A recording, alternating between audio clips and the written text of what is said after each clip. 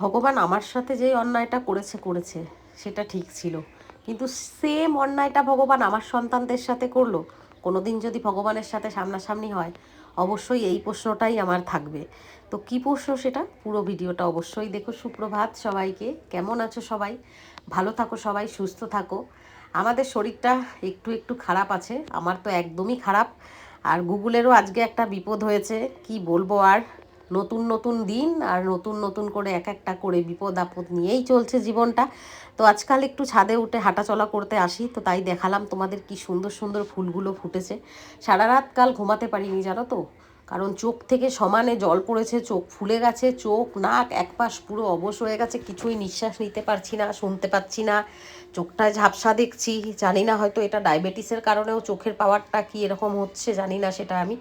তো যাই হোক, এই অবস্থাতেই চা করে খেলাম, আর এখন আমি একদম চিনি ছাড়া চা খাচ্ছি। একদম মানে আর তোমরা বলতে পারবে না যে দিদি চিনি ছাড়া চা খাও। আমি একদম নিজের থেকেই সিদ্ধান্ত নিয়েছি, এবারে একদম পুরো হেলথের উপর আমি পুরো ফোকাস করব। তো সকালবেলাতেই একদম ব্রেকফাস্ট করার জন্য আজকে সকালে উঠেই একদম অড়হর ডাল একটুখানি প্রেসারে দুটো সিটি মেরে সিটি সেদ্ধ করে নিয়েছিলাম, তো ওটাই আজকে করব। আর তার সঙ্গে রুটি করব, সকালবেলা এক বাটি ডাল আর রুটি খেয়ে নিলে সারাদিন, বলে ব্রেকফাস্টটা যদি ভারী করো তাহলে সারাদিনের টেনশন নেই। আর আমি তো কোনোদিন ব্রেকফাস্টই করি না, স্কিপ করে যাই, খাই একদম দুপুরে 3টের সময়।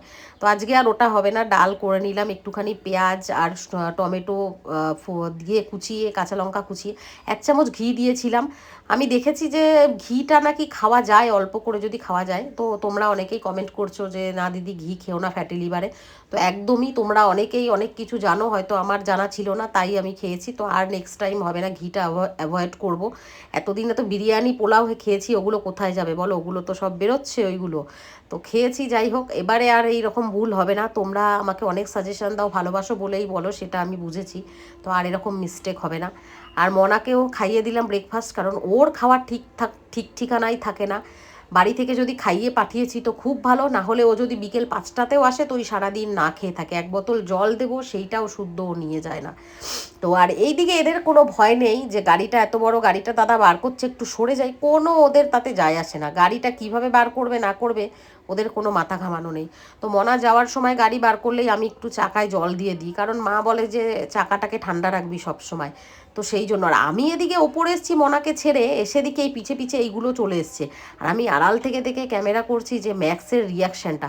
ম্যাক্স প্রথমে চুপচাপ দেখছিল ওদের কাণ্ড কারখানা, যেই আমার আওয়াজ পেয়েছে অমনি ও তেড়ে গেছে। মানে সেই বলে না যে বা লোক দেখলে সেই ঘোড়া দেখলে খোড়া হয়ে যায়, সেই রকম হয়েছে। ও যেই দেখেছে মা এসছে, ব্যাস আমার অনেক জোর আছে। তো ম্যাক্স একদম শুরু করে দিয়েছে। আর এদিকে আর ভাত বসিয়ে দিয়েছি, তো একটু উচ্ছেও সিদ্ধ দিয়ে দেবো আমার জন্য। ভাজা টাজা করবো, তার থেকে ভালো উচ্ছে সিদ্ধ, ওই শুধু কামড়ে কামড়ে খেয়ে নেবো। আর এই বরবটিগুলো অনেক দিন দিয়ে ফ্রিজে ছিল, একটু কেমন কেমন সেই হয়ে গেছে, একটু মানে সে পিছলা পিছলা টাইপের হয়ে গেছিলো।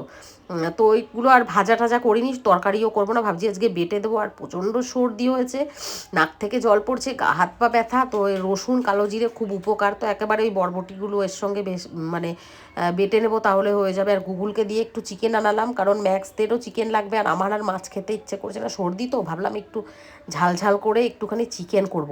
তো ওই দিক থেকে রান্নাঘর থেকে এসেই দেখছি ম্যাক্সকে, সেদিন তোমাদের বললাম না, ম্যাক্স এখন একটা বদমাশি শিখেছে, ওয়াশিং মেশিনে পা উঁচু করে হিসু করে দেয়। একটুখানি করে কিন্তু করবে, কে জানে কেন এটা বদমাশিটা হয়েছে।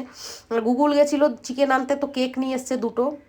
প্রথমে বললাম দেখ খাবো না, রুটি খেয়েছি। তো মেয়ে বলছে না খেতেই হবে, তোমার favourite red red velvet velvet cake এনেছি, তো একটুখানি খেলাম। একটুখানি খেয়েছি, বেশি না, কিছু মনে করো না, তোমরা বলবে দিদি তুমি এগুলো খেও না। না দেখো, একবারে আমি সব কিছু ছেড়ে দিতে পারবো না, তবে হ্যাঁ আস্তে আস্তে আমি সব কিছু ছেড়ে দিচ্ছি। এইটা হলো, না হলে হবে না, এটা আমি নিজের জন্যই করছি এটা, কারণ আমার শরীরের হেলথের কিছু প্রবলেমের জন্য আমি নিজে বুঝতে পারছি যে হ্যাঁ প্রবলেম হচ্ছে, হাঁপিয়ে যাচ্ছি, কোনো কাজ করতে পারছি না, প্রেশার বেড়ে যাচ্ছে, ডায়াবেটিস বেড়ে যাচ্ছে, লিভার ফ্যাটি লিভার, পেটে রাত হলে পেটে যন্ত্রণা করছে। হ্যাঁ, রাত হলেই পেট মুড়িয়ে মুড়িয়ে মানে পেটটা কামড়ায়, রাত হলেই, মাঝরাতে এই জিনিসটা হয়, পেট কামড়ানো, হিমোগ্লোবিন কম আছে, অনেক কিছু আমার ব্যাপার আছে। তো এতদিন আমি বাঁচার ইচ্ছা ছিল না আমার, আমি ভাবতাম যেভাবে এভাবেই চলতে ফিরতে চলে যাব, তো চলে যাব। তারপরে দেখলাম যদি কিছু হয়েই যায় তো ছেলে মেয়েগুলোর আমার কি হবে, তারা তো একদম ভেসে যাবে।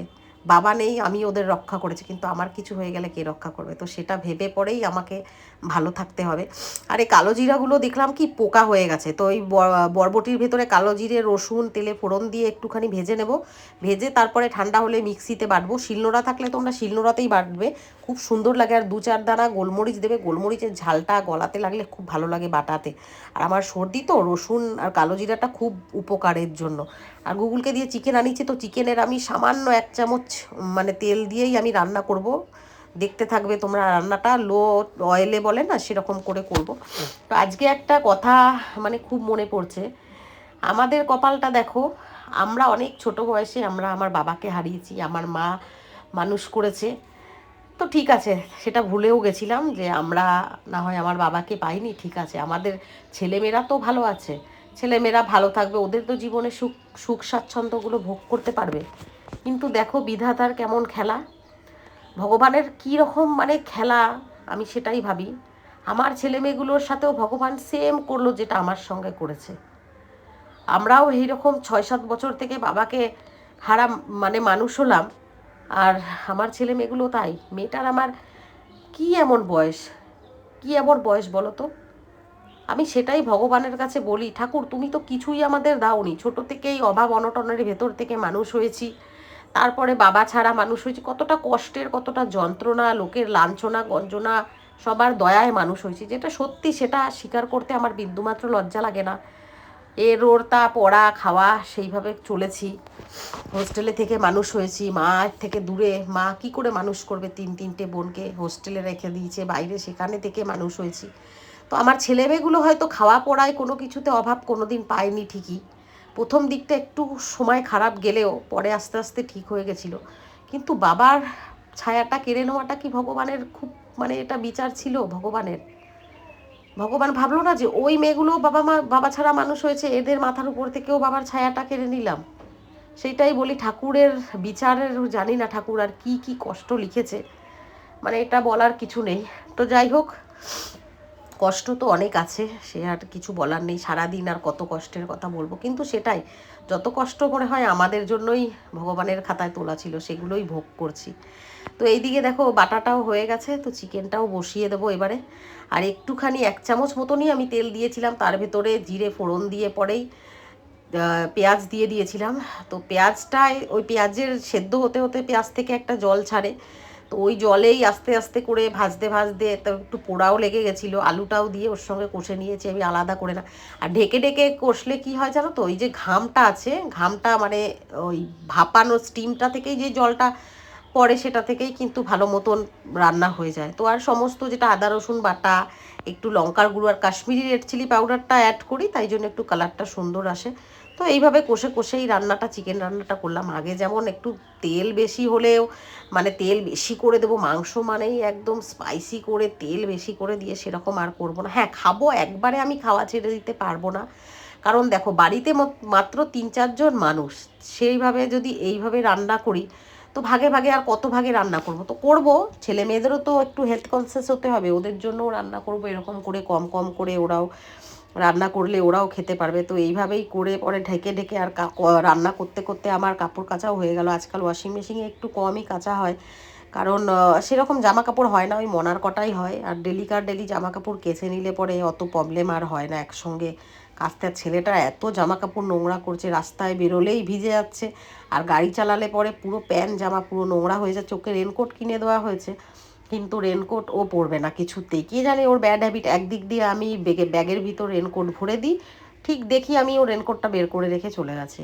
আসলে বাচ্চা তো, ওর ভেতরে এখনও ম্যাচুরেট মানে এই সমস্ত যে নিজের নিয়ে ভাববো সেইটা আসেনি। আমারই এতদিন বাদে এলো, এত বছর পরে, যে না এবার নিজের শরীরের একটু যত্ন করি। তো ওকে আর কি বলবো, ও তো টাইমই পাচ্ছে না, নিজের পড়াশোনা বিজনেস সংসার সামলানো সমস্তটাই করছে।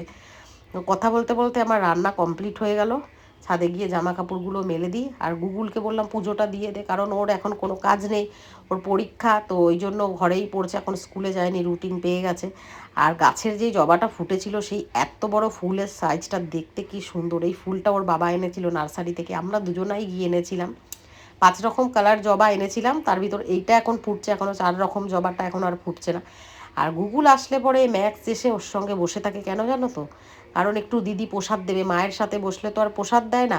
আর আমি যেই সময় পুজো দিই 2-2:30টার সময়, সেই সময় ঠাকুর বিশ্রাম নেওয়ার টাইমে আমি ঠাকুরকে ভোগ দিই। তো ওই জন্য তখন ম্যাক্স ওর রেস্ট করে, তো ওই জন্য আর আমার সাথে আসে না। আর গুগলের সঙ্গেই ও আসে। তো পুজো দিয়ে পরেই গুগলকে বললাম যে তাহলে খাবার বেড়ে দেবো, ম্যাক্সকে তুই খাইয়ে দিবি, আমি ততক্ষণ গ্যাস ট্যাস পরিষ্কার করে নেবো সমস্ত কিছু। আর এদিকে নিচে এসছি, এই পিঙ্কি দেখো, সে দীঘা থেকে এলাম, দীঘা থেকে আসার পরেই ওকে দেখছি ও কামড়াকামড়ি করে পেট ফাটিয়েছে, মাথা ফাটিয়েছে। তো যাই হোক ওষুধ টষুধ দিয়ে ঠিক করেছি।